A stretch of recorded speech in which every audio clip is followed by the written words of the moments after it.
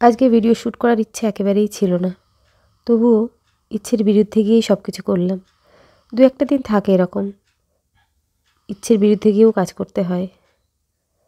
নমস্কার সবাইকে, আমি লিপি আর তোমরা দেখছো এলএস বেঙ্গলি ব্লগ। আজ বুধবার 24শে জানুয়ারি 2024 সাল।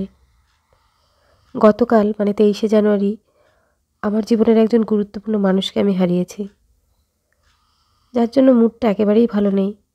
তো সকাল সকাল ব্যালকনিতে এসে দাঁড়িয়ে সবই ভাবছিলাম। তো বললাম যে মনের ইচ্ছের বিরুদ্ধে গিয়ে আমি ক্যামেরাটা অন করেছি আজকে, কারণ নিজেকে কিছুটা ডিস্ট্র্যাক্ট রাখতে হবে।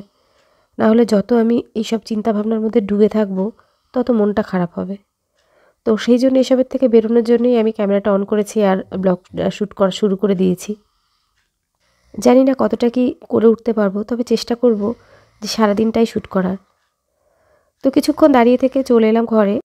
মন খারাপ থাকুক আর শরীর খারাপ থাকুক, খিদে পাবে, খেতেও হবে, আর দৈনন্দিন যে কাজকর্ম সেগুলোও করতে হবে। তো এসেই ফ্রিজ থেকে আটাটা বার করে নিলাম। এটা আমি কালকে রাতে মেখে রেখেছি। দিদা যবে থেকে কাজে আসছে না তবে থেকে আমি এগুলো করে রাখি। রাত্রেবেলা আটাটা একটু বেশি করে মেখে রাখি, যেটা দিয়ে সকালে রুটিটাও হয়ে যায়, কারণ সকালের দিকটায় তাড়াহুড়ো থাকে। আর এই ঠান্ডা জল, ব্যালকনিতে যাওয়ার আগে আমি এখানে ভাত বসিয়ে দিয়ে গেছিলাম, আর প্রেশার কুকারে মটর ডালও সিদ্ধ বসিয়ে দিয়ে গেছিলাম। তো ডাল সিদ্ধ হয়ে গেছে, এখন সেই ডালটাকেই ফোড়ন দেবো। উচ্ছে দিয়ে মটর ডাল হচ্ছে, আর তার সঙ্গে বেগুন ভাজা করব। বাড়িতে বেগুন ভাজাটা খেতেই সবাই ভালোবাসে। আলু ভাজা আর বেগুন ভাজা এই দুটো একটু বেশি হয় আমাদের বাড়িতে। এক এক বাড়ির খাবার ধরন এক এক রকম, আর কিছু কিছু বাড়ির এরকম ব্যাপার থাকে যে খুব একটা ভ্যারাইটি বা এক্সপেরিমেন্টাল খাওয়া দাওয়া করতে চায় না। আমার শ্বশুরবাড়ির লোকজনরা অনেকটাই সেরকম, যে নতুন কিছু রান্না করলে খাবে না ব্যাপারটা সেরকম নয়, কিন্তু ওই যে হয় না যে নতুন কিছু খেতে গিয়ে একটু হেজিটেট করে। মানে যে এরকম কোনো মাছ যদি খাচ্ছে, যে সবজি দিয়ে খেয়ে অভ্যস্ত, ও সেইভাবেই খেতে চায়। অন্যরকমভাবে করলে খাওয়া যাবে কি না, কীরকম লাগবে, একটা সংশয় থাকে। তো সেই জন্য আর সেভাবে করাও হয় না। মানে আমার বাপের বাড়িতে যেভাবে রান্নাবান্না হয় বা আমি ইউটিউবে দেখে, সেগুলো খুব একটা ট্রাই করি না। কিছু নতুন কিছু করলে যে কেউ খাবে না ব্যাপারটা সেরকম না, তবে আমার শুধু মনে হয় যদি নতুন কিছু করে যদি ওদের ভালো না লাগে, খাওয়াটাই নষ্ট হয়ে যাবে। তো দেখো রান্নার কাজ করতে করতে চলে এসেছে কিছু মিস্ত্রি, বাড়িতে একটু কাজ আছে। তো আমার হাজব্যান্ডকে ডেকে দিলাম, ডেকে দিয়ে তারপরে আবার চলে এলাম রান্নাঘরে। ডালটা এবার ফোড়ন দিয়ে নিই, তারপরে মেয়ের জন্য করব টিফিন। ওকে আজকে দেবো স্কুলে আলুর পরোটা। আসলে যে ডাল ভাতটা করছি মটরের ডাল দিয়ে, সেটাতেও ঠিকমতো খাবে না আমি জানি, তো সেই জন্যেই আলুর পরোটাটা করে দিচ্ছি যাতে টিফিনটা ঠিকমতো খায়। ওদের স্কুলে মিড ডে মিলটা দেয় আমি বলেছি, কিন্তু মিড ডে মিলটা ও মানে ভাত তরকারি যেটা দেয় বা ডাল ভাত দেয় সেটা খুব একটা খেতে পছন্দ করে না। যেদিন খিচুড়ি দেয় সেদিন খায়। রান্নাঘরের কাজ এখন বন্ধ রেখে মেয়েকে রেডি টেডি করে দিলাম। ও এখন বেরিয়ে যাচ্ছে বাবার সঙ্গে স্কুলে। ওর বাবা বাড়িতে থাকলে আজকাল ওর বাবাই পৌঁছে দিয়ে আসছে স্কুলে, যে দিদা রান্নার লোক নেই। তো সেই জন্য রান্নাঘরটা সকালবেলার দিকেই তাড়াহুড়োটা থাকে। সকালবেলায় 10টার মধ্যে সবার সকালের খাওয়া দাওয়া, তারপরে চা করা, এইসব ইত্যাদি ঝামেলা থাকে। এই সময় যদি আমি এক ঘন্টার জন্য বা আধ ঘন্টার জন্য বেরিয়ে যাই, খুবই গণ্ডগোল হয়ে যাবে। তো সেই জন্য ওর বাবা থাকলে ওর বাবা স্কুলে দিয়ে আসছে, আর যখন দিদা থাকে তখন আমি ম্যাক্সিমাম পৌঁছে দিয়ে আসি ওকে স্কুলে। মেয়ে বেরিয়ে গেল স্কুলে, এবার আমি আবার চলে এলাম রান্নাঘরে, বাকি কাজগুলো সব সেরে নেব। তার আগে আমি একটু চা করে নিলাম, ওই মিস্ত্রি দাদাদের দিয়ে আসি। সকাল সকাল আসে ঠান্ডার মধ্যে, একটু চা দিলে পরে কাজে একটু এনার্জি আসবে। কি কাজ করছে সেটা আমি পরে বলছি। ইতিমধ্যে দেখো আমাদের মাসি বাসনপত্র নিয়ে উঠে আসছে। আচ্ছা, এতগুলো বাসন দেখে চমকে ওঠার কিছু নেই, এটা হচ্ছে দুবেলার বাসন। আমাদের মাসি যখন কাজে লাগে তখন কথা হয়েছিল যে উনি দুপুরবেলায় মানে সকালে একবার কাজ সেরে দিয়ে যাবেন, তারপরে দুপুরবেলা খাওয়া দাওয়ার পর যে বাসনগুলো হবে বা রান্নাবান্নার যে বাসনগুলো হবে তখন মেজে দিয়ে যাবে। কিন্তু এই শীতের জন্যে বেলাটা ছোট হয়ে গেছে, তো মাসি বলেছে আমি একবেলায় আসবো, বাসন যা হবে দুবেলা সব রেখে দিও। তো সেই কারণেই সকালবেলায় বাসনের পরিমাণটা একটু বেশি হয়। আর ইতিমধ্যে আবার চলে এসছে গ্যাস। যেদিন ঝামেলা হয় সেদিন একের পর এক এরকম চলতেই থাকে। তো গ্যাস আসার পরে এইভাবে আমি চেক করে নিই। তোমরা যারা চেক করে নাও না তারা অবশ্যই চেক করে নেবে, কিন্তু এটা ওরা চেক করে দিতে বাধ্য। তোমরা বলবে, অবশ্যই চেক করে দেবে ওরা। এবার মাছগুলো ভেজে নিচ্ছি। মাছ রয়েছে কাতলা মাছ মেয়ের জন্যে, আর এখানে রয়েছে ট্যাংরা মাছ। আমাদের আজ রান্না হচ্ছে ট্যাংরা মাছের ঝোল, আর পালং শাকের চচ্চড়ি, আর মটরের ডাল তো হয়েছে, সঙ্গে বেগুন ভাজা। আর এই যে বড় মাছটা আনা হয়েছে কাতলা মাছটা, ওটা ভাজাও রাখতে পারি বা মেয়েকে একটু আলু দিয়ে ঝোলও করে দিতে পারি। তো এখন বসিয়ে দিলাম পালং শাকের চচ্চড়িটা। তো তোমাদের ওই গ্যাসের ব্যাপারে যেটা বলছিলাম সেটা বলি। গ্যাস সিলিন্ডারের ভেতরে একটা পিন মতো থাকে, মানে মুখটাতে, সেই পিনটাতে যদি ডিস্টার্ব হয়, মানে পুরনো পিন হয়, তাহলে অনেক সময় ওভেনের থেকে যে নবটা এসে লাগে গ্যাস সিলিন্ডারের সঙ্গে সেট করতে হয়, সেটা ঠিকমতো সেট হয় না। আর যার জন্য সেট না হলে ওই চাবিটাও অন করা যায় না। আমার সঙ্গে একবার এরকম ঘটনা ঘটেছে। তো তখন কিছুতেই সেট হচ্ছে না, তখন ওই গ্যাসের অফিসে ফোন করলাম, ওখান থেকে লোক এসে সেট করে দিয়ে গেল। আর ওরাই আমাকে বলে গেল অবশ্যই যেন আমি যখন গ্যাস দিতে আসে এরকম করে চেক করে নিই। তো সেই জন্য এখন যখনই গ্যাস দিতে আসে আমি মনে করে চেক করে নিই। আর এই সময়টাতে আমি পুজো দিয়ে এসে ঘরে ঘুরঘুর করছি, মানে ঠাকুরকে পুজো দেওয়ার পর কিছুক্ষণ দরজা বন্ধ করে রাখতে হয়, তো তো এই সময়টা হচ্ছে সেই সময়। আর এখন খাওয়া দাওয়া সবার হয়ে গেছে। মাকে নিয়ে ওরা যাবে ডায়ালিসিস করাতে, আর সেই কারণে আমি টোটোতে যাব মেয়েকে আনতে। ও গাড়ি নিয়ে যেহেতু ওরা যাবে, দাঁড়িয়ে আছি, টোটো এখনও আসছে না। আর ওরাও এখনও বেরোয়নি, ওরাও রেডি হয়ে গেছে। দেখো টোটো চলে এসেছে, বেরিয়েও পড়লাম। এই টোটোটাকে, মানে এই টোটোর ভাইটাকে ফোন করে রেখেছিলাম সকালবেলায়। আজকে যেহেতু যাবে ডায়ালিসিস করাতে, আমাদের তো জানাই ছিল, তো সেই জন্য আগে থেকে একে ফোন করে রেখেছিলাম। ওর আসতে একটু দেরি হলো, কারণ রাস্তায় জ্যাম ছিল। এসেই বললো, বৌদি রেলগেটে আটকা পড়েছিলাম, তারপর সামনেও জ্যাম ছিল, সেই জন্য একটু দেরি হয়ে গেল। তো অসুবিধা কিছুই নেই, আমি হাতে যথেষ্ট সময় নিয়েই বেরিয়েছি।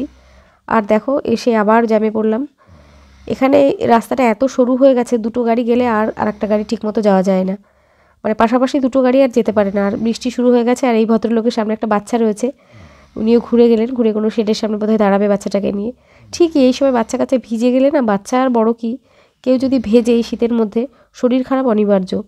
আর এখানেই টোটো ভাইয়ের কাছেই শুনতে পেলাম যে এই স্কুলটার সামনে একটা টোটো উল্টে গেছিলো, তো কাঁচ ফাঁচ পড়ে রয়েছে ভেঙে। আমার কারোর সেরকম ক্ষতি হয়নি, কিন্তু টোটোটা উল্টে গেছিলো। টোটো গাড়িটা ভীষণ উপকারী, মানে কি বলবো, প্রয়োজনীয়, কিন্তু ভীষণ হালকা গাড়ি। একটু এদিক সেদিক হলেই না ভীষণ অ্যাক্সিডেন্ট হওয়ার সম্ভাবনা থাকে। তবে এই টোটো হওয়ার পরে রিক্সাওয়ালাদের অবস্থা ভীষণ খারাপ হয়ে গেছে। বেশিরভাগ রিক্সাওয়ালাই, যারা টোটো কিনতে পেরেছেন তারা তো একরকম, যারা কিনতে পারেননি, যারা এখনও রিক্সা চালায়, তাদের খুব অসুবিধা হয়। ভাড়া তো পায় না, খুবই কম পায়। আর তার সঙ্গে এই টোটো যেখানে খুশি 10 টাকা বা 15 টাকায় চলে যায়, কিন্তু সেই দূরত্বটা রিক্সাওয়ালাদের 10 টাকাতে গিয়ে পোষায় না, কারণ বেশ যথেষ্ট খাটনি হয় রিক্সা চালাতে। তবে আমি যে কোথাও যদি রিক্সা দেখি, আমি চেষ্টা করি রিক্সাতেই যাওয়ার, বা আবার যদি আমার হাতে সময় থাকে বা দূরত্বটা বুঝে নিয়ে আমি রিক্সাতে যাতায়াত করার চেষ্টা করি। তো এই আমার স্কুল, এখানে 11-12 আমি পড়েছি, স্কুলটার সামনে দিয়ে এগিয়ে যাচ্ছি। আবার রেলগেটে এসে আটকা পড়লাম, যেটা অনিবার্য ঘটবেই, জানা কথা আমাদের। তবে আমার কপাল ভালো যে খুব তাড়াতাড়ি ছাড়াও পেয়ে গেছি রেলগেট থেকে, মানে একটা লোকাল ট্রেন পাস করলো, তারপরেই গেটটা উঠে গেল। এখন বৃষ্টিটা কিন্তু বেশ ভালোই হচ্ছে, বেশ জোরেই বৃষ্টি হচ্ছে। এবারকার শীতকালটা কেমন যেন বৃষ্টিতে বৃষ্টিতেই কাটলো। আর এর মধ্যে রাস্তায় কিন্তু আরও 2-1 জায়গায় জ্যামে পড়েছিলাম আমরা, তো গলির ভেতর দিয়ে ঘুরে ঘুরে আসছি। আর এখানে দেখো একটা বিয়ে বাড়ি। এই ওয়েদারের মধ্যে এই বাড়ির লোকজনের ভীষণই ভোগান্তি হচ্ছে, একে শীত, তারপর আবার এই বৃষ্টি। তো পৌঁছে গেছি, মেয়েকে নিয়েও নিয়েছি স্কুল থেকে। নিয়ে দেখো মাথা টুপিটা খুলে রেখেছে মহারানী। তো ওকে বলছি মানে টুপিটা পরাবো, তো তার আগে এখানে এত জার্কিং হচ্ছে, আমি ভাবলাম একটু মানে ঠিকঠাক রাস্তাতে গিয়েও ওকে টুপিটা পরিয়ে দেবো। তো সারা রাস্তা দিয়ে মেয়ে ওই স্কুলের গল্প করতে করতে পৌঁছে গেছি বাড়িতে। এখনও কিন্তু বৃষ্টি হচ্ছে, তোমরা ভিডিওতে বুঝতে পারছো কি না জানি না, হালকা হালকা বৃষ্টিটা এখনও হচ্ছে। মানে বৃষ্টির আগের মতো, মানে যাওয়ার সময় যেরকম বৃষ্টি ছিল ঠিক অতটা নেই, তবে হালকা হালকা বৃষ্টি এখনও আছে। পৌঁছে গেছি বাড়িতে, গিয়ে মেয়েকে একটুখানি খাইয়ে দিতে হবে। আর এদিকে মিস্ত্রিরা কাজ করছেন, গিয়ে আগে এদের একটু চা দেবো। দুপুরবেলা এরা খাবার নিয়ে আসে সাধারণত, মানে দুপুরে খাওয়া দাওয়ার কোনো কথা হয়নি আমাদের সঙ্গে। চাটা একটু দিতে হবে, কারণ এই ঠান্ডা ওয়েদারে বারবার চা খেতেই ভালো লাগবে।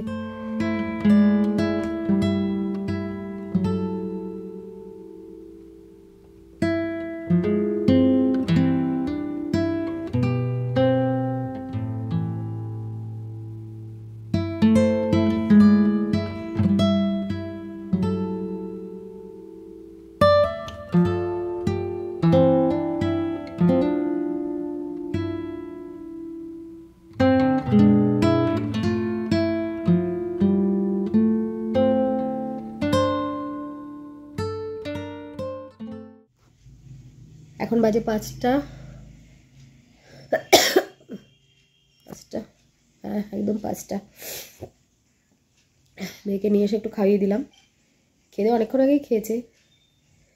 শরীরটা কদিন ধরে একদম ভালো যাচ্ছে না, তার মনটাও ভালো নেই। জানি না ভয়েস ওভারে আমি কতটা কি বলেছি বা আদৌ বলবো কি না।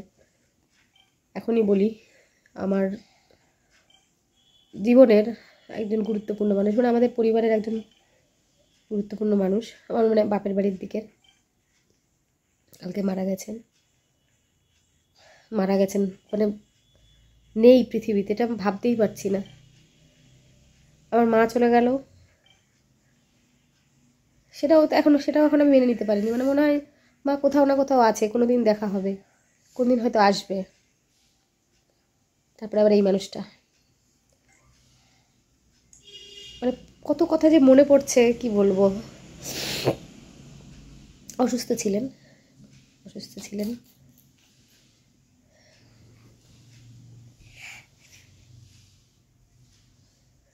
আমার মায়ের যখন 1 বছরের কাজ হয় তখন আমার মেয়ে গেম খেলছে, আমাকে একটু দেখাচ্ছে আবার। তো ওর জন্যই সব কিছু ভুলে টুলে থাকতে পারি। আমাকে কান্না করতে দেখলে পরেই এগিয়ে আসছে, চোখের জল মুছে দিচ্ছে, ওর বাবাকে একটু বকে দিচ্ছে, ভাবছে ওর বাবার সঙ্গে মনে হয় কিছু ঝগড়া টগড়া হয়েছে তাই।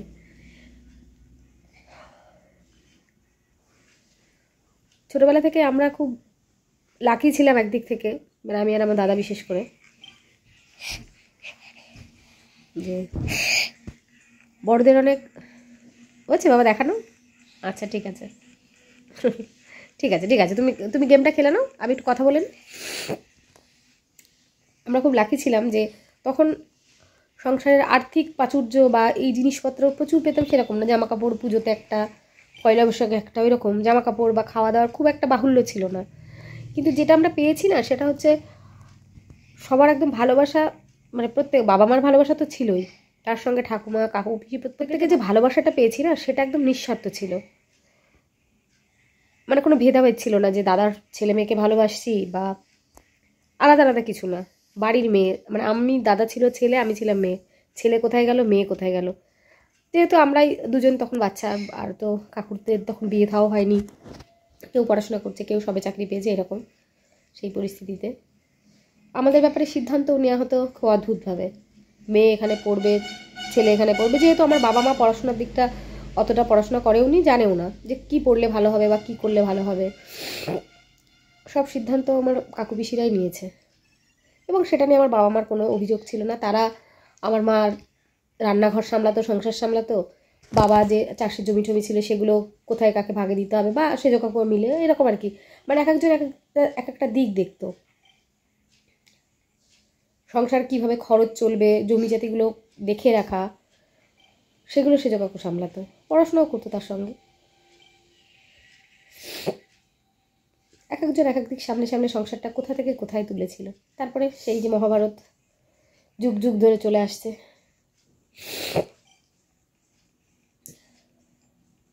আমি কোনোদিন ভাবতে পারিনি যে আমাদের ফ্যামিলিটা মানে এরকমও হতে পারে। শুধু আমি কেন, আমাদেরকে যারা চিনতো, আমাদের পরিবারকে, তারা সবাই এক্সাম্পল দিত যে ওদের বাড়িতে ভাই ভাই কী মিল, কীভাবে বড় হতে হয়, কীভাবে মানে বড়দেরকে রেসপেক্ট করতে হয়, দেখো শেখো, পড়াশোনা কীভাবে করতে হয়, মানে খাবার জুটছে না অথচ বই খাতা কিনতে হবে। তো সেখান থেকে এসে আমার ঠাকুমার খুব ইচ্ছে ছিল যে বাড়িতে ডাক্তার থাকবে, ইঞ্জিনিয়ার থাকবে, পুলিশ থাকবে। তো ঈশ্বরের কৃপায় সবই হয়েছে।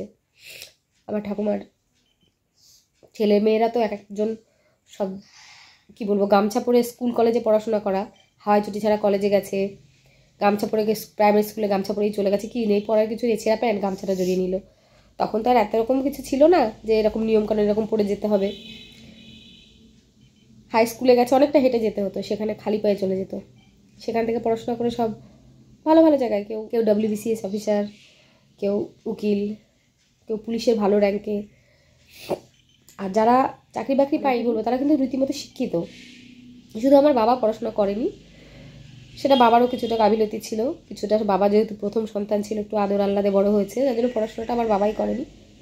বড় পিসির সুযোগ হয়নি পড়াশোনা করার, খুব ছোট বয়সে বাবা মারা যায়। সে একদিন অন্যদিন কোনো দিন একটা ভিডিওর মাধ্যমে আমি বলবো আমার পরিবারের কথা, মানে বাপের বাড়ির দিকের কথা। আমার শ্বশুর বাড়ির দিকেও ভীষণ স্ট্রাগল করে যে এখানে এসছেন, বাড়িঘর যেটা তোমরা ভিডিওতে দেখতে পাও, এটাও ভীষণ স্ট্রাগল। আমার শ্বশুরমশাইয়ের অনেক একটা সংগ্রামের গল্প আছে, সেটাও একটা ভিডিওতে আমি বলবো। এইগুলো থেকে সত্যি অনুপ্রেরণা পাওয়া যায়। আমরা সিনেমা দেখি, এই যে যে সিনেমাটা দেখছি 12 ফেল, দেখে দেখে অনেক কিছু কি বলবো ইন্সপায়ার্ড হচ্ছে, আমাদের ভালো লাগছে। এইরকম গল্প আমাদের ঘরে ঘরে রয়েছে, আমার বাড়িতেই আমি দুতরফেই। এদিকেও দেখছি এরা একরকমভাবে বড় হয়েছে, এদিকটা একরকমভাবে স্ট্রাগল করে এক জায়গায় দাঁড়িয়েছে, আমার বাপের বাড়ির দিকটা স্ট্রাগল আর এক রকমভাবে আর এক দিক থেকে দাঁড়িয়েছে। কিন্তু যেই যুদ্ধটা কিন্তু করেছে দুই তরফে করে একটা জায়গাতে এসছে।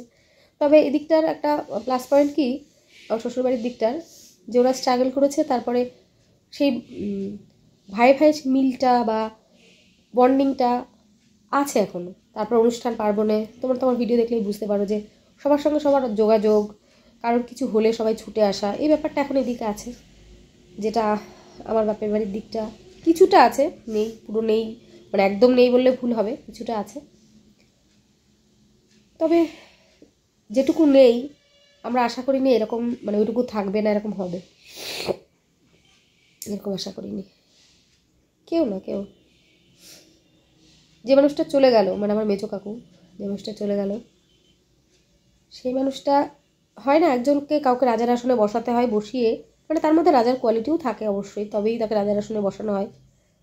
একটা রাজা তখনই ভালো করে রাজত্ব চালাতে পারে যখন তার সভাসদ মানে মন্ত্রী থেকে শুরু করে সেনাপতি ঠিক মানে যোগ্য থাকে এবং তারা ততটাই বিশ্বস্ত বা লয়াল থাকে, যেমন থাকে, তখনই একটা রাজা ভালো করে তার রাজ্যটা চালাতে পারে এবং মানে উন্নত হয়, সেই দেশটা উন্নতি সাধন করে। তো সেটাই হচ্ছিল আমাদের পরিবারটা। মেজো কাকুকে রাজার আসনে বসানো হয়েছিল, যেহেতু বাস্তব বুদ্ধি তারপরে দুঃসাহস এগুলো মেজো কাকুর মধ্যে ছিল, আর দুনিয়াদারিটা জানতো খুব ভালো করে। যে বললাম না, এক একটা ভাই বোন এক একটা দিক সামলাতো, মানে এ বলছে সে তার মতো চলছে, সে বলছে তার মতো চলে, তাহলে কিন্তু একটা কোনো জিনিসই চলে না, একটা সংসারও ঠিক মতো মানে দাঁড়ায় না, বা সংসারে কোনো নিয়ম থাকে না। আমাদের বাড়িতে ছিল মেজো কাকু যেটা বলতো সবাই সেটা চোখ বন্ধ করে মেনে নিত, হয়তো সবসময় পছন্দ হতো না, রাগ হতো, কিন্তু তার এগেনস্টে গিয়ে কেউ কোনো কাজ করতো না। আর আমার ঠাকুমা সেই জায়গাটা দিয়েছিল, যেহেতু বললাম না মেজো কাকু, আমার ঠাকুরদাদা মারা গেছে যখন আমার ছোটো কাকুর বয়স 3 মাস। তারপরে এক দেশ থেকে বাংলাদেশ থেকে এই দেশে আসে, সে এক লম্বা কাহিনী। তারপরে খড়কুটোর মতো ওই মেজো কাকুই একটু বড় ছিল, আর মানে বাস্তব বুদ্ধিটা বেশি ছিল, যার জন্য সমস্ত চলা পরামর্শ কথাবার্তা মানে বুদ্ধি শুদ্ধি নিয়ে মেজো কাকুর কাছ থেকে নিত। আর সেজো কাকুও ছিল, নিয়ে মানে আমার ঠাকুমা অসম্ভব ভরসা করে মেজো কাকুর উপরে, এখনও নেই সেই মানুষটা। আমার ঠাকুমা কিছু বুঝতেই পারছে না, না অন্য একদিন বলবো এইসব কথা, এখন আর অনেক কিছু মনে পড়ছে। আমার মেজো কাকুকে কেউ যদি কাকু বলতো, মানে দাদা বলো যা বলো ঠিক আছে, কিন্তু কেউ যদি কাকু বলে ডাকতো একটা সময় পর্যন্ত আমার ভীষণ রাগ হতো। আমার কাকু কেন কাকু বলবেন, আমার দাদা ঠিক আছে, আমার দাদা কাকু বলবে এই পর্যন্ত ঠিক আছে। সে আমাদের যখন কোয়ার্টারে ভাড়া থাকতাম, মানে কাকু ভাড়া থাকতো চাকরি সূত্রে, তো সেখানে ছুটি হলে আমি যেতাম, আর ওই বাড়িতে একটা পেয়ারা গাছ ছিল, ছুটি যেদিন কাকু ছুটি থাকতো পেয়ারা গাছে পেয়ারা পাড়তে উঠতো গাছে, আর আশেপাশে বাড়ির ছেলেপেলেরা ও কাকু একটা পেয়ারা দাও, আমার প্রচণ্ড রাগ হতো পেয়ারার জন্য না, পেয়ারা দিয়ে দাও, আমার কাকুকে কাকু কেন বলবে।